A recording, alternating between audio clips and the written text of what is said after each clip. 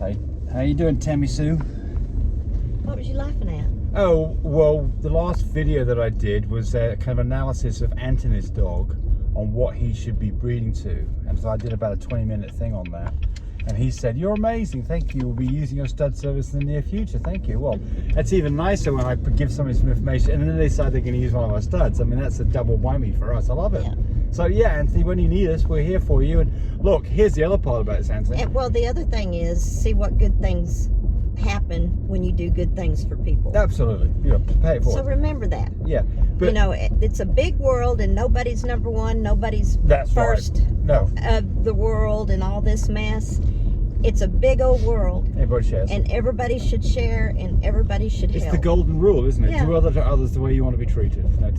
Do good unto others as you would have it see. Yeah. Wait, now I'm well, what you said's right. You know what I mean. Yeah, exactly. Do good unto So others. I want to say one more thing to Anthony. Remember, look, I mean, we'll be, honoured if you come back and breed with one of our boys. But we make this commitment. We are really going to help you in getting this done because you're only going to pay a small portion of the stud fee to start with the balance coming when you have puppies. We want to make sure you have a nice litter of puppies because guess what? We'd like to get paid too. But the important thing here is to have a successful litter, and that comes with good planning, and we're going to help you get that done. Enough of that. Shane Fosdick says, "What is the process to prepare chilled semen for an AI after receiving it in the mail?"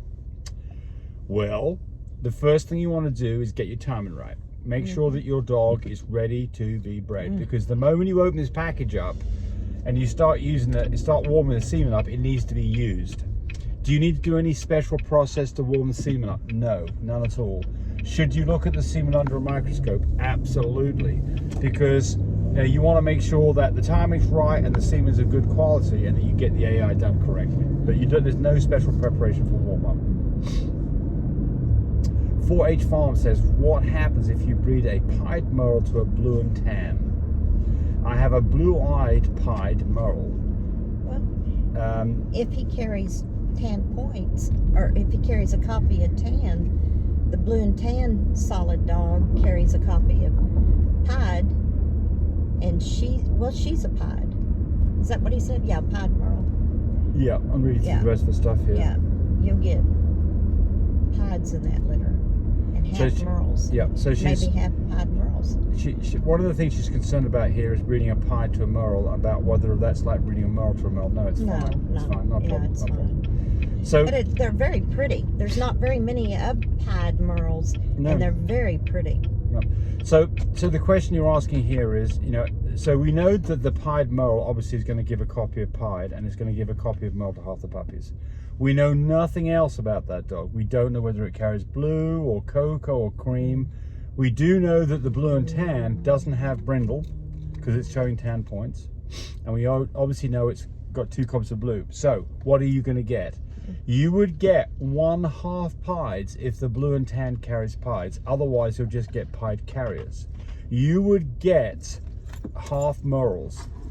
Other than that, if your girl carries blue, half the puppies would be blue. If your girl doesn't carry blue, then all the dogs will be blue carriers. Can't go any more than that without more DNA. Yeah.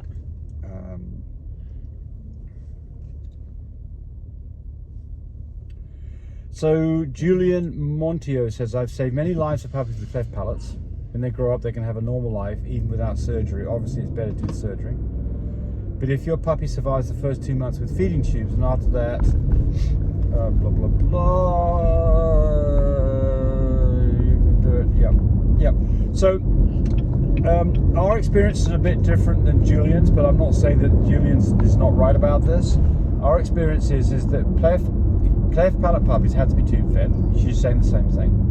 You have to get them to the point where they can get onto kibble.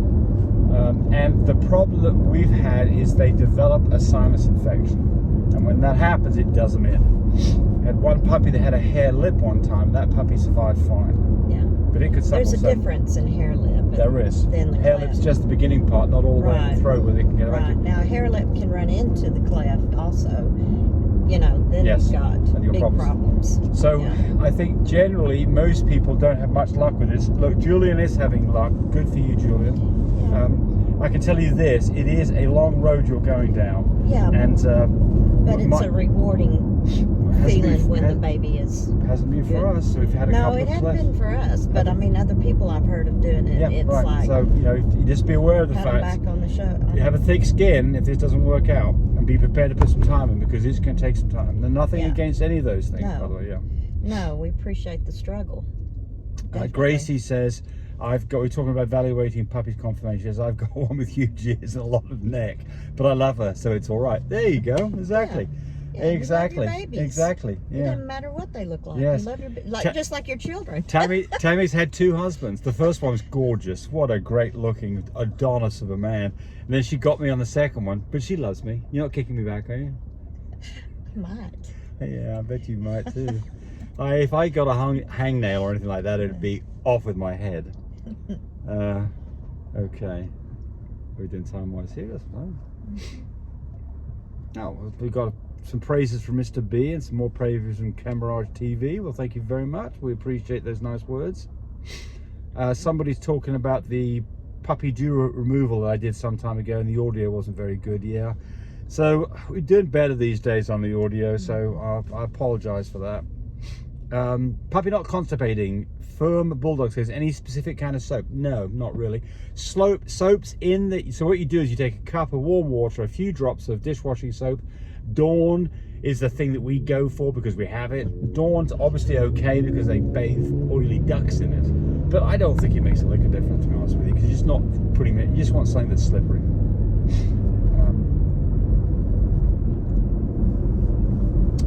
Anne says, can you do next one on puppy proper structures? Seeing a lot of god-awful structures on these dogs.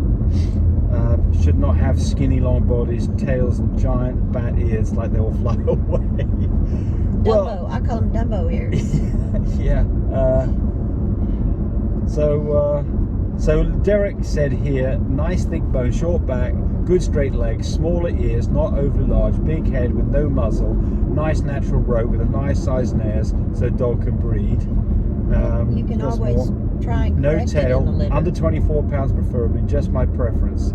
Straight eyes when they look on. Yeah, hey, that is it. Derek with Braveheart is flat on the money for us. That is exactly. Yeah.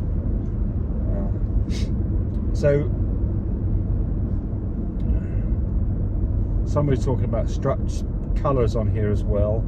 Some people like pied, some people don't like brindles, some do like brindles.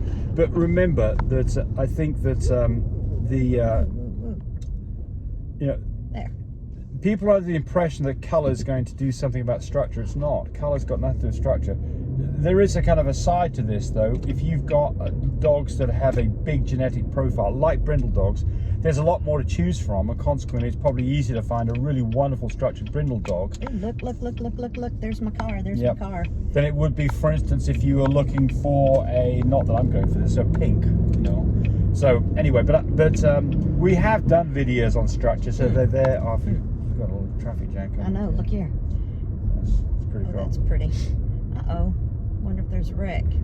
Loyal for Life Kennels, on my one I did for Anthony's DNA on his dog, he says it looks like a chocolate and tan. It is a chocolate and tan. He said not a chocolate fawn. I'm not sure if I said chocolate fawn, but if I did, that was wrong. It's definitely chocolate and tan.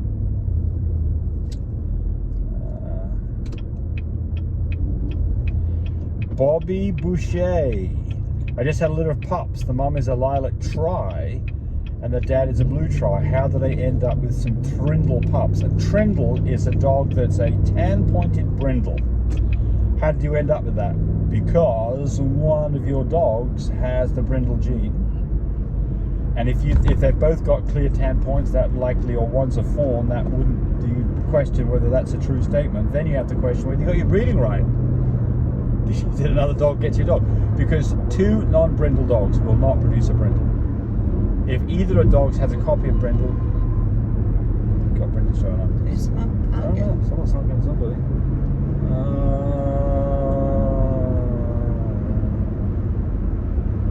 We do one last one here. Roland Hurley.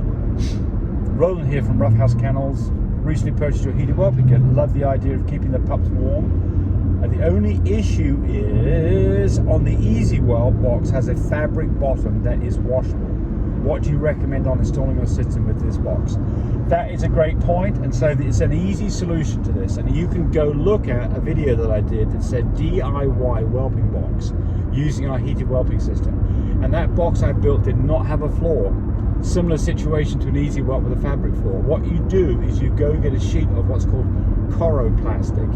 You can buy a 4x8 sheet at Home Depot. Don't go to Lowe's, it's twice the price. At Home Depot it's like $18. Cut it with a box knife, make yourself your own floor and stick the tape to the bottom of that floor. It works really well. And by the way, that material is the same material that people like Easy Whelp make their entire whelping box out of. So it's a corrugated plastic, it's tough, the heat comes through it, the dogs and mom won't tear through it. It works great. Plastic. And that is it for this one. Bye everybody.